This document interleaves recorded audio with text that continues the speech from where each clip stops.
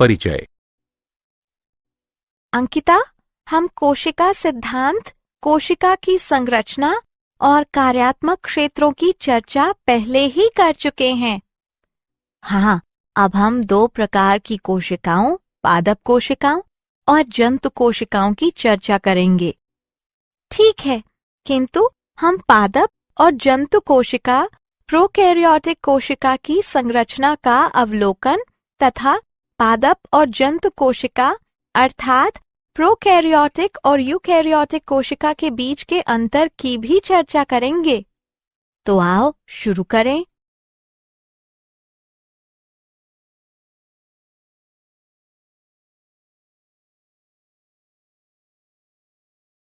उद्देश्य। इस पाठ के अंत में आप निम्न करने में सक्षम हो जाएंगे: कोशिका के प्रकार की पहचान करना, पादप कोशिका और जंतु कोशिका के लक्षणों को जानना, पादप और जंतु कोशिका के बीच अंतर समझना, प्रोकैरियोटिक कोशिका के लक्षण जानना, प्रोकैरियोटिक कोशिका के कोशिका आवरण को समझना, प्रोकैरियोटिक कोशिका के राइबोसोम और अंतर्विष्ट पिंडों के लक्षण जानना और प्रोकैरियोटिक तथा यूकैरियोटिक कोशिकाओं के बीच अंतर समझना।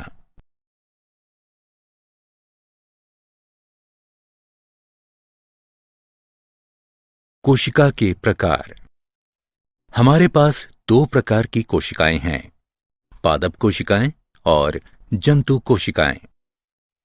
केंद्रक झिल्ली की उपस्थिति के आधार पर 2 प्रकार की कोशिकाएं होती हैं: प्रोकैरियोटिक और यूकैरियोटिक।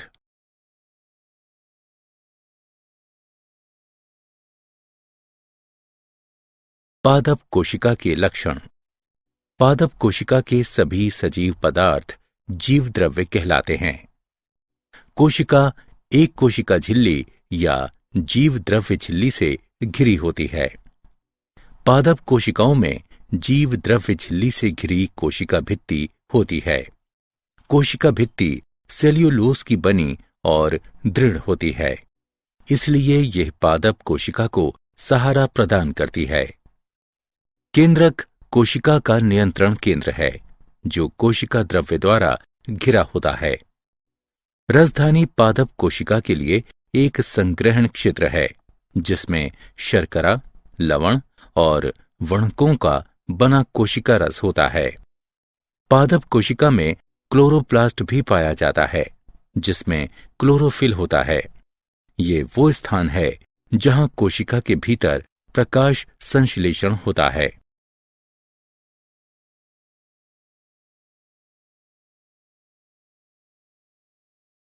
जंतु कोशिका के लक्षण। जंतु कोशिका के सभी सजीव पदार्थ जीव द्रव्य कहलाते हैं। कोशिका कोशिका झिल्ली या जीव द्रव्य झिल्ली से घिरी होती है। केंद्रक कोशिका का नियंत्रण केंद्र है, जो कोशिका द्रव्य द्वारा घिरा होता है। कोशिका द्रव्य का 90% भाग जल का बना होता है। कोशिका द्रव्य के भीतर अनेक अंगक होते हैं।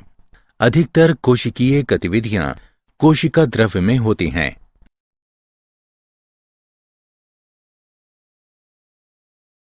पादप और जंतु कोशिकाओं के बीच अंतर। पादप कोशिकाओं में जीव द्रव्य झिल्ली के बाहर कोशिका भित्ति होती है, जबकि जंतु कोशिका में कोशिका भित्ति अनुपस्थित होती है। पादप कोशिकाओं में कोशिका का आकार नियत होता है, जबकि जंतु कोशिकाओं में कोशिका भित्ति की अनुपस्थिति के कारण कोशिका का आकार नियत नहीं होता है। पादप कोशिका में जीव द्रव्य परिधीय होता है, जबकि जंतु कोशिका में ये पूरी कोशिका में भरा होता है। पादप कोशिकाओं में केंद्रक परिधीय जीव द्रव्य में स्थित होता है और अंडाकार होता है, जबकि जंतु कोशिका में केंद्रक मध्य में स्थित होता है और गोलाकार होता है। पादप कोशिकाओं में बड़ी रसधानी कोशिका रस के साथ मध्य में स्थित होती है, जबकि जंतु कोशिकाओं में रसधानी यदि उपस्थित होती है तो बहुत कम और छोटी होती है। पादप कोशिकाओं में प्रायः क्लोरोप्लास्ट उपस्थित होता है, जबकि जंतु कोशिकाओं में क्लोरोप्लास्ट प्रायः अनुपस्थित होता है।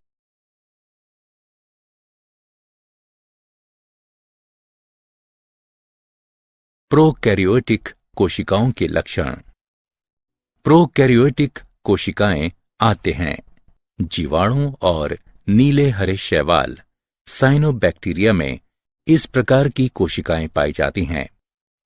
ऐसी कोशिकाओं में पूरी तरह से विकसित कोशिकांग नहीं पाए जाते हैं। प्रोकैरियोटिक कोशिकाओं में केंद्रक पर केंद्रक झिल्ली नहीं होती है, जिसके कारण प्रायः केंद्रक में उपस्थित पदार्थ कोशिका के केंद्रीय भाग में विसरित होकर कोशिका द्रव्य के सीधे संपर्क में आ जाते हैं।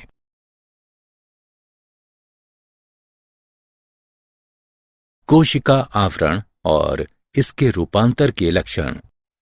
प्रोकैरियोटिक कोशिकाओं में जटिल रासायनिक कोशिका आवरण होता है, जो 3 स्तरीय संरचना का बना होता है। सबसे बाहरी परत ग्लाइकोकैलिक्स, मध्य परत कोशिका भित्ति और सबसे भीतरी परत जीवद्रव्य झिल्ली है।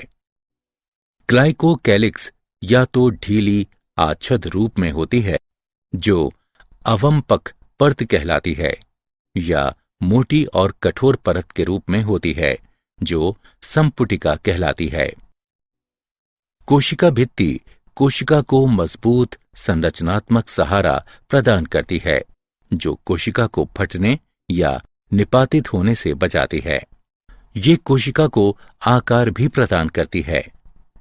जीवद्रव्य झिल्ली यूकैरियोट के जैसे ही अर्धपारगम्य होती है।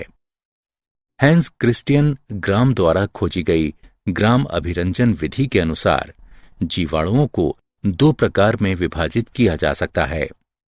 ग्राम धनात्मक जीवाणुओं में कोशिका आवरण की पेप्टिडोग्लाइकेंस क्रिस्टल बैंगनी अभिरंजित होती है।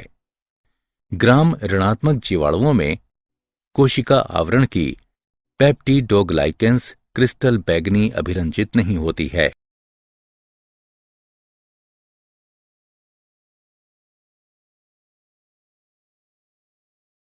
प्रोकैरियोटिक कोशिकाओं के मीसोसोम।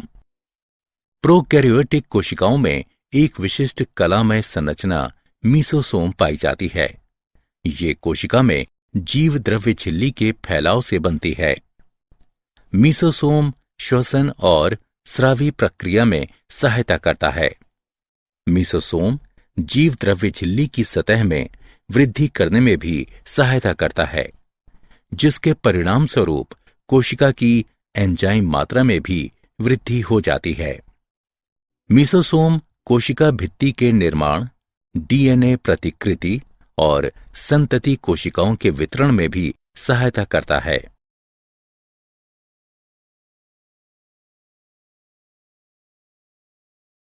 प्रोकैरियोटिक कोशिकाओं के राइबोसोम के लक्षण। प्रोकैरियोट में राइबोसोम 15 से 20 नैनोमीटर के आकार के होते हैं और कोशिका की जीवद्रव्य झिल्ली से जुड़े होते हैं। राइबोसोम 2 उप इकाइयों 50S और 30S इकाइयों के बने होते हैं, जो आपस में मिलकर 70S प्रोकैरियोटिक राइबोसोम बनाते हैं। राइबोसोम प्रोटीन संश्लेषण के स्थल हैं। अनेक राइबोसोम एकल mRNA से संबद्ध होकर एक श्रृंखला बनाते हैं, जिसे बहु राइबोसोम या बहुसूत्र कहते हैं। बहुसूत्र का एक राइबोसोम mRNA को प्रोटीन में बदल देता है।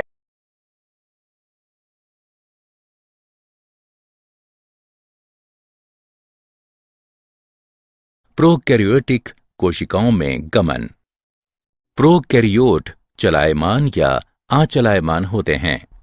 जब वे चलायमान होते हैं तो उनमें कोशिका भित्ति के बाहर की तरफ कशाभिका होती हैं। ये कशाभिका पतली और तंतुमय होती हैं। कशाभिकाएं 3 भागों से मिलकर बनी होती हैं: तंतु, अंकुश और आधारी शरीर। तंतु कशाभिका का सबसे लंबा भाग है जो कोशिका सतह से बाहर की तरफ निकलते हैं। कशाभिका एक या अनेक हो सकती हैं। प्रोकैरियोटिक कोशिकाओं की सतह पर पिल्ली यानी रोम और झालर भी पाई जाती है। रोम विशेष प्रोटीन के बने होते हैं और लंबी नलिकाकार संरचनाएं होती हैं। झालर लघुशूक जैसे तंतु हैं जो कोशिका के बाहर प्रवर्धित होते हैं।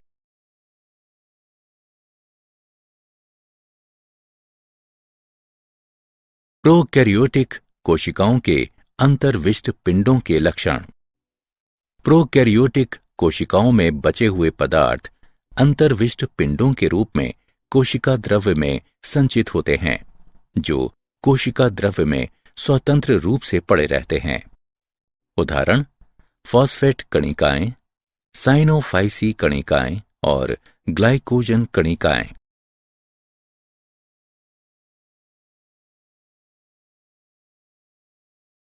प्रोकैरियोटिक और यूकैरियोटिक कोशिकाओं के बीच अंतर। प्रोकैरियोटिक कोशिकाएं 5 माइक्रोमीटर से छोटी होती हैं, जबकि यूकैरियोटिक कोशिकाएं 10 माइक्रोमीटर से बड़ी होती हैं। प्रोकैरियोटिक कोशिकाएं सदैव एक कोशिकीय, जबकि यूकैरियोटिक कोशिकाएं प्रायः बहुकोशिकीय होती हैं। प्रोकैरियोटिक कोशिकाओं में झिल्ली से घिरे केंद्रक और अंगक नहीं पाए जाते हैं, जबकि यूकैरियोटिक कोशिकाओं में झिल्ली से घिरे केंद्रक और अंगक होते हैं। प्रोकैरियोटिक कोशिकाओं में डीएनए गोलाकार और बिना प्रोटीन का होता है, जबकि यूकैरियोटिक कोशिकाओं में डीएनए रेखीय होता है और प्रोटीन से जुड़कर क्रोमेटिन बनाता है। प्रोकैरियोटिक कोशिकाओं में राइबोसोम छोटे 70S होते हैं, जबकि यूकैरियोटिक कोशिकाओं में राइबोसोम बड़े यानी 80S होते हैं। प्रोकैरियोटिक कोशिकाओं में कोशिकीय कंकाल नहीं होता है, जबकि यूकैरियोटिक कोशिकाओं में हमेशा कोशिकीय कंकाल पाया जाता है। प्रोकैरियोटिक कोशिकाएं दृढ़ घूर्णी कशाभिका द्वारा गति करती हैं, जबकि यूकैरियोटिक कोशिकाएं पक्षाभिकाएं या कशाभिकाएं हिलाकर गति करती हैं। प्रोकैरियोटिक कोशिकाएं द्विखंडन द्वारा विभाजित होती हैं, जबकि यूकैरियोटिक कोशिकाएं अर्धसूत्री या सूत्री विभाजन द्वारा विभाजित होती हैं।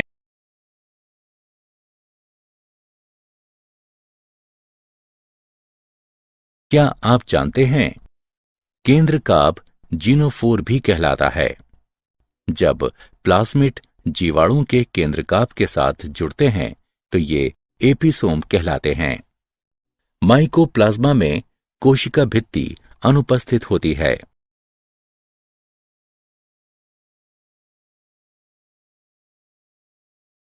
सारांश। आइए हमने जो कुछ सीखा है उसे संक्षेप में दोहराएं। कोशिकाएं 2 प्रकार की होती हैं, पादप कोशिका और जंतु कोशिका। पादप कोशिकाओं में कोशिका कला के बाहर कोशिका भित्ति होती है। झिल्ली से घिरे केंद्रक और कोशिकांगों की उपस्थिति या अनुपस्थिति के आधार पर कोशिकाओं और इस कारण जीवों को यूकैरियोटिक या प्रोकैरियोटिक कहा जा सकता है। एक प्रारूपिक यूकैरियोटिक कोशिका कोशिका झिल्ली, केंद्रक और कोशिका द्रव्य की बनी होती है। जीवाणु पृथ्वी पर प्रत्येक वास स्थलों पर सर्वव्यापी हैं। प्रोकैरियोटिक कोशिकाएं प्रायः 1 से 10 माइक्रोमीटर के बीच होती हैं।